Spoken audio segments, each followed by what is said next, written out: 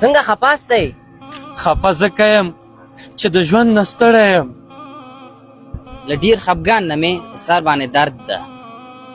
ولا د کور ستونزې مې ډېرې دي. د زړه سکون مې نشته، تل خفګان مې په زړه یي. که غواړې چې خوشحاله ژوند ولرې نو د غلام په څېر ستړیاوې وزغمه. که غواړې چې د سر درد دې غلی شي نو کار وکړه، اوزګار مه ګرځه. که غواړې چې اقتصادي مشکلات دې رفع شي نو د جمعې په مبارکه ورځ سورت کاف ووایه.